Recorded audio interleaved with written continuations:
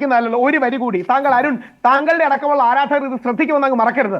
ബോച്ചയുടെ വാക്കുകൾ സോഷ്യൽ ഓഡിറ്റിംഗിന് വിധേയമാക്കുന്നത് പോലെ ഹണി റോസിന്റെ വസ്ത്രധാരണം സോഷ്യൽ ഓഡിറ്റിംഗിന് വിധേയമാക്കാൻ പറ്റുക. അവർക്ക് താല്പര്യമുള്ള വസ്ത്രം ധരിക്കുന്നു, അതിൽ ഇറുകിയ വസ്ത്രമുണ്ടാവാം, അയഞ്ഞ വസ്ത്രമുണ്ടാവാം, അതൊക്കെ അവരുടെ ചോയ്സ് അല്ലേ സാർ? ആ അമിത എക്സ്പോസർ സമൂഹത്തിലേക്ക് വരുമ്പോൾ അത് നെഗറ്റീവ് ഇമ്പാക്ട് ഉണ്ടാക്കില്ലേ? അത് ആർക്കാണ് നെഗറ്റീവ് ഇമ്പാക്ട് ഉണ്ടാക്കുക? സമൂഹത്തിന് ഉണ്ടാക്കില്ലേ? സെക്ഷുവലി കളേർഡ് റിമാർക്സ് മോശമല്ലേ? സെക്ഷുവലി കളേർഡ് റിമാർക്സ് നടത്തുന്നതല്ലേ ബോച്ചെ? അതല്ലേ ഈ നെഗറ്റീവ് ഇമ്പാക്ട് ഉണ്ടാക്കുക? അപ്പൊ സെക്ഷുവലി കളേർഡ് ഡ്രസ്സിംഗ് മോശമല്ലേ? ഈ സെക്ഷുവലി കളേർഡ് ഡ്രസ് എന്ന് താങ്കൾ ഉദ്ദേശിച്ച് എന്താണെന്നാണ് എനിക്ക് മനസ്സിലാവാത്തത്. അവരുടെ ശരീരത്തിൽ കാണാൻ പാടില്ലാത്ത ഒരു ശരീരാവയവവും അവർ കാണിച്ചിട്ടില്ല, ശരിയല്ലേ? അങ്ങനെ ഒരു ശരീരവയം ഉണ്ടോ? അങ്ങനെ അതാണ് ചോദ്യം. അതായത് സ്വകാര്യ ഭാഗം എന്ന് പൊതുസമൂഹത്തിൽ കാണിക്കാൻ പാടില്ലാത്തതാണ് ഞാൻ ഉദ്ദേശിച്ചത്. നിയമപരമായി അങ്ങനെ ചില ഭാഗങ്ങളുണ്ട്. നിങ്ങൾക്ക് കുംഭമേളയിൽ പോകുന്നത് പോലെ മെട്രോയിൽ കയറാൻ പറ്റത്തില്ല. കുംഭമേളയിൽ മറ്റൊരു സാഹചര്യമല്ലേ? അതുകൊണ്ടാണ് ഞാൻ പറഞ്ഞത്. പലരും വിമർശിക്കും.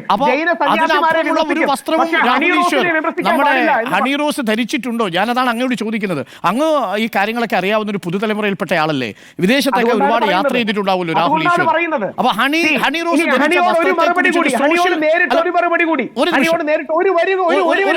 ഒരു സംശയം കൂടി, അതായത് ഈ സോഷ്യൽ ഓഡിറ്റിംഗ് നടത്തേണ്ടതല്ലേ എന്ന ചോദ്യം അങ്ങ് പിൻവലിക്കില്ലേ? കാര്യം അതൊരു പരിഷ്കൃത സമൂഹത്തിൽ ചേരുന്നതാണോ? ഒരാളുടെ വസ്ത്രത്തിന്റെ പുറത്ത് സോഷ്യൽ ഓഡിറ്റിംഗ് വേണോ എന്നൊരു നിലപാടെടുക്കുന്നത് മോശമല്ലേ? സ്വഭാവ പെരുമാറ്റ സംഭാഷണ പ്രസ്താവനകളിൽ സോഷ്യൽ ഓഡിറ്റിംഗ് നടത്തണം എന്ന് പറയുന്നതല്ലേ പുരോഗമനപരം?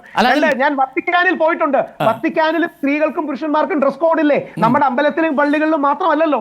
അപ്പൊ ഈ ഡ്രസ് കോഡ്, മാന്യത, സഭ്യത ഇതെല്ലാം പറഞ്ഞു കഴിഞ്ഞാൽ ഇവനെല്ലാം പിന്തിരിപ്പനാണെന്ന് പറയുന്നതിൽ അർത്ഥമുണ്ടോ? ഒരു ഓണസ്റ്റ് ആയിട്ട് ഡിബേറ്റ് ഉണ്ട്. ആ ഡിബേറ്റ് എന്ന് പറഞ്ഞാൽ പാരമ്പര്യവാദി വേഴ്സസ് പുരോഗമനവാദിയാണ്. ആരൊരു പുരോഗമനവാദിയാണ്? എനിക്കറിയാം, ഞാൻ പാരമ്പര്യവാദത്തിൽ നിൽക്കുന്നതാണ്. ഈ എന്റെ ചോദ്യം ഇതല്ലേ? നോക്കൂ അഡ്വക്കേറ്റ് രാഹുൽ ഈശ്വർ, നമ്മുടെ പ്രശ്നം എന്താണ്? ഇതൊരാളുടെ അവകാശമല്ലേ ഒരു വസ്ത്രധാരണം? അതിൽ ബോച്ചയെ താങ്കൾ ന്യായീകരിക്കാൻ വന്ന ഘട്ടത്തിലായിരിക്കാം ഒരുപക്ഷെ ഹണി റോസ്. ആരും ന്യായീകരിക്കുന്നില്ല. ബോച്ച ചെയ്തത് ശരിയാണ്. അല്ല, ഒരു കാര്യം കൂടി, അരുണിന്റെ പരിപാടിയാണ് ഞാൻ പല ചാനലിലും കോട്ട് ചെയ്തത്. അതായത് ബോച്ചെ അരുണിന്റെ പരിപാടിയിൽ വന്ന് മാപ്പ് പറയാൻ തയ്യാറാണെന്നും ഹണി റോസിന് വേദനയുണ്ടെങ്കിൽ മാപ്പ് പറയാൻ തയ്യാറാണെന്ന് തുറന്നു പറഞ്ഞു. ഇന്ന് ലീഗൽ സ്ട്രാറ്റജിയുടെ ഭാഗമായിട്ടായിരിക്കണം മാറ്റിയത്. അതായത് അങ്ങനെ മാപ്പ് പറഞ്ഞാൽ തെറ്റുണ്ടെന്ന് അഡ്മിഷനുമല്ലോ ആണെന്ന് രാമൻപിള്ള സാർ പറഞ്ഞു കൊടുത്തു കാണും. ബോച്ചെ അരുൺകുമാറിനോട് തന്നെയാണ്. പക്ഷേ പ്രശ്നം എന്താണെന്ന് വെച്ചാൽ രാഹുൽ, നോക്കൂ, നമ്മളൊരു കുറ്റകൃത്യം ചെയ്തിട്ട് മാപ്പ് പറഞ്ഞാൽ അത് സ്വീകരിക്കണോ വേണ്ടയോ എന്നുള്ളത് ഇനി ഹണി റോസ് വിചാരിച്ചാൽ പോലും അത് നടക്കില്ല. പക്ഷേ ഹണി റോസിന് വേണമെങ്കിൽ പറയാം. അവരുടെ ഉദാഹരണത്തിന് ബോബി ചെമ്മണ്ണൂർ ഹണി റോസിന്റെ ശരീരത്തിൽ അവരുടെ അനുമതി ഇല്ലാതെ സ്പർശിച്ചു. അതാണ് 75-1-1 നിൽക്കുന്നത്. അത് നിൽക്കുന്ന ഒരു കേസാണ്. അത് അവരാണ് തീരുമാനിക്കുന്നത് എന്റെ ശരീരത്തിൽ സ്പർശിക്കണോ വേണ്ടയോ എന്നുള്ള കാര്യം. 75-1 ഒക്കെ നിൽക്കുമോ എന്ന് നമുക്ക് ഇത്രയും പബ്ലിക്കായി ഇത്രയും ക്യാമറകളുടെ മുമ്പിൽ വെച്ച് സ്പർശിച്ചതിൽ 75-1 നിലനിൽക്കുമോ? നിലനിൽക്കുന്ന കാര്യം 75-4 ആണ്.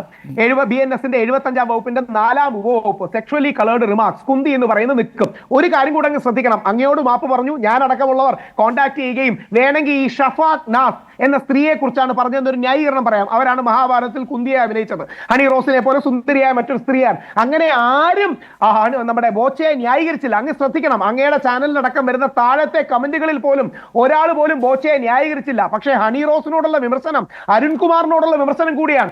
മാധ്യമങ്ങൾ കാണിക്കുന്ന ഇരട്ടത്താപ്പിനോടുള്ള വിമർശനം. നമ്മുടെ രാജ്യത്തെ നിയമ സംവിധാനത്തിൽ ഒരു സ്ത്രീയുടെ വസ്ത്രധാരണത്തിൽ അവർക്കുള്ള ചോയ്സ് ഉണ്ട്. ഇനി അവരത് മോശമായിട്ടാണ്, ആ മോശം എന്ന് പറയേണ്ട ചോയ്സ് പോലും എന്റേതല്ലല്ലോ, അത് അവരാണ് തീരുമാനിക്കുന്നത്. അതിൽ ഏതെങ്കിലും അശ്ലീലതയുണ്ട്, ഒരു ഒബ്സീനായിട്ടുള്ള കാര്യമുണ്ട്, അവർ ഏതെങ്കിലും തരത്തിൽ അവരുടെ ശരീരത്തെ നഗ്നത തുറന്നു കാട്ടി എന്നൊക്കെ ഉണ്ടെങ്കിൽ അത് ആ അർത്ഥത്തിൽ BNS പ്രകാരം രജിസ്റ്റർ ചെയ്യപ്പെടേണ്ട കേസാണ്. അതല്ലാതെ നമുക്കൊരാളുടെ വസ്ത്രധാരണത്തെ എങ്ങനെയാണ് കുറ്റം പറയാൻ കഴിയുക എന്നൊരു ചോദ്യമുണ്ട്. ഒരു നിമിഷം അങ്ങ് തുടരണം. ഗായത്രി ഭാഷയിലേക്ക് കൂടി.